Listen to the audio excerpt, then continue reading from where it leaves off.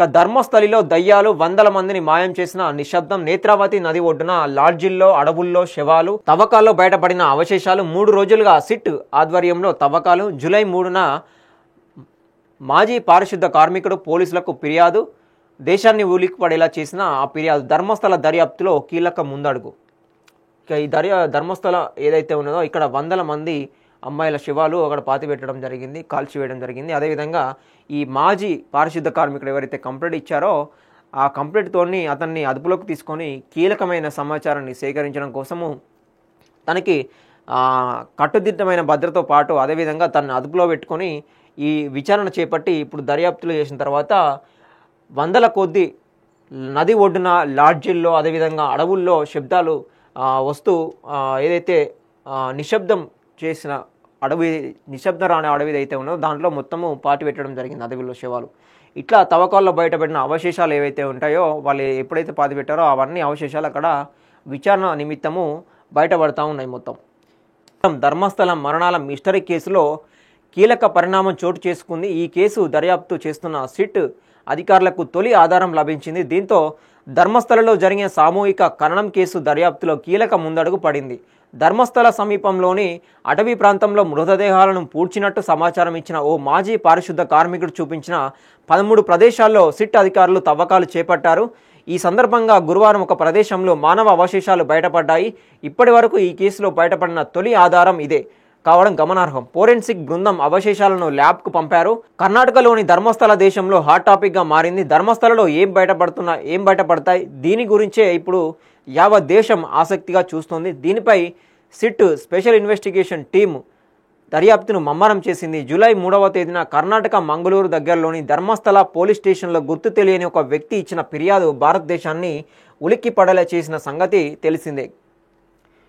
ఇక్కడ పారిశుద్ధ కార్మికుడు ఈ ధర్మస్థల ఏదైతే ఆధ్యాత్మిక క్షేత్రం ఉందో కర్ణాటకలోని ఇక్కడ కొంతమంది చాలామంది అమ్మాయిల్ని అక్కడ చంపేయడం జరిగింది. అది ఎప్పటి నుంచి జరుగుతుందో తెలియదు. కానీ అందులో మాజీ పారిశుద్ధ కార్మికుడు ఎవరైతే వర్క్ చేశారో తను సడన్గా వెళ్ళి అంటే చాలా రోజుల తర్వాత నేను తప్పు చేస్తున్నానేమో అనే భావనతోటి తను తెలిసినా కూడా పోలీస్ స్టేషన్కి వెళ్ళి కంప్లైంట్ ఇస్తుడితోనే అతన్ని అదుపులోకి తీసుకొని కీలక సమాచారాన్ని ఫస్టు చుట్టుపక్కల ఉన్న ఏదైతే పాతిపెట్టిన శవాలు అయితే ఉన్నాయో ఆ కీలకమైన పాతిపెట్టిన ప్లేస్ అయితే ఉందో దాన్ని ఫస్ట్ వెలికి తీయడం జరిగింది. దాంట్లో 13 ప్రదేశాల్లో సిట్ అధికారులు తవ్వకాలు చేపడితే దాంట్లో కొన్ని మన మృతదేహాలు కావచ్చు వాటికి సంబంధించిన అవశేషాలు కావచ్చు బయటపడినాయి. ఇక గతంలో అక్కడ పనిచేసి వెళ్ళిపోయిన పారిశుద్ధ కార్మికుడు ఇటీవల సంచలన ఆరోపణలు చేశాడు. 1998 నుంచి 2014 వరకు ఇక్కడ అనేక మంది మహిళలు యువతులు హత్యకు గురయ్యారని వారి మృతదేహాలను తానే పూడ్చివేసినట్టు పోలీసులకు ఫిర్యాదు చేశాడు. అవన్నీ అనుమానాస్పద రీతిలో అదృశ్యమైన వారివని లైంగిక దాడులకు గురై చనిపోయినట్టు అనుమానాలు పేర్కొనడం అందరినీ ఉలిక్కి పడేలా చేసిందట. ఇక ఎప్పటి నుంచి 1998 నుంచి అట మొత్తం దాదాపు ఇప్పుడు 2014 ఇవి 14 సంవత్సరాలు అది ఒక 16-17 సంవత్సరాలు అవుతుంది. ఇప్పుడు 2025 కాబట్టి 17 సంవత్సరాల నుంచి మొత్తము ఈ అనేక మంది మహిళలు అంటే తప్పిపోయిన మహిళలు ఏవైతే ఉంటాయో ఆచూకీ తెలియని మహిళల్ని లైంగికంగా వేధించి లేదంటే మరి ఏదైతే లైంగికంగా దాడికి గురై చంపేశారో తెలియదు కానీ మొత్తానికైతే లైంగిక దాడులకైతే గురై చనిపోయినట్టు మాత్రము అనుమానాలు పేర్కొంటున్నాయి. సో ఈ శవాలనే తను పాతిపెట్టినట్టుగా తనే పాతిపెట్టినానని చెప్పేసి అప్పుడు వర్క్ చేసినప్పుడు నేనే పాతిపెట్టానని చెప్పేసి అనేక శవాలను పాతిపెట్టినానని చెప్పేసి తను తర్వాత బయటికి వెళ్ళిపోయిన తర్వాత నేను తప్పు చేస్తున్నానేమో అని అనుకొని చాలా రోజుల తర్వాత దీన్ని సమాజానికి తెలవాలి అని చెప్పేసి ఇప్పుడు పోలీస్ స్టేషన్లో కంప్లైంట్ ఇవ్వడం జరిగింది. ఇచ్చిన క్లూ తోటి ఇప్పుడు పోలీసులు విచారణ చేపడితే మొత్తం విశేషాలన్నీ ఈ శవాలు కావచ్చు అవశేషాలు కావచ్చు అన్నీ బయటపడతా ఉన్నాయి. మొత్తం ఇప్పటి నుంచి 17 సంవత్సరాల నుంచి అంటే ఎన్ని శవాలు ఉన్నాయో తెలియదు మనకి.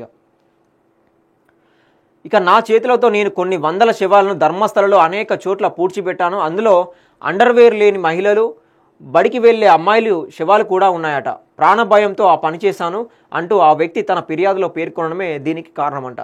ఇది చూసారా ఇక్కడ తన చేతులతోనే స్వయంగా పాతిపెట్టాడంట. అనేక మంది మహిళలు కావచ్చు స్కూల్ పిల్లలు కూడా ఉన్నారంట, దాంట్లో బడికి వెళ్ళే అమ్మాయిలు కూడా ఉన్నారంట.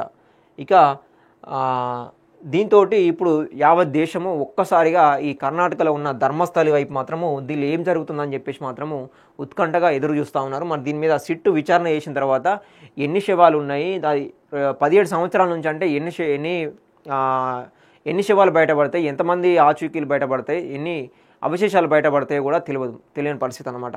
సో ఇదంతా పెద్ద కేసుగానే పరిగణించాలి, ఎందుకంటే దేశంలోనే చాలా సంచలనమైన విషయం ఇది. దీంతో బెంగళూరు ప్రభుత్వం ధర్మస్థల ఘటనపై సిట్ను ఏర్పాటు చేసి దర్యాప్తుకు ఆదేశించింది. ఈ నేపథ్యంలో సిట్ విచారణ ధర్మస్థలలో మంగళవారం నుంచి కొనసాగుతోంది. భారీ భద్రత మధ్య ఈ తవ్వకాలు కొనసాగుతూ ఉన్నాయి. చిన్నపాటి యంత్రాలు, డాగ్ స్క్వాడ్ సాయంతో తవ్వకాలు నిర్వహిస్తున్నారు. అధికారుల సమక్షంలో 30 మంది కూలీలతో తవ్వకాలు జరుపుతూ ఉన్నారట. ఇక 30 మంది కూలీలతోటి ఒక నాన్ స్టాప్గా ఈ 17 సంవత్సరాల నుంచి కూర్చోబెట్టిన శవాలు ఏవైతే ఉన్నాయో ఈ మహిళలకు సంబంధించి మొత్తము బయటపడితే కానీ దీని గురించి తెలియని పరిస్థితి.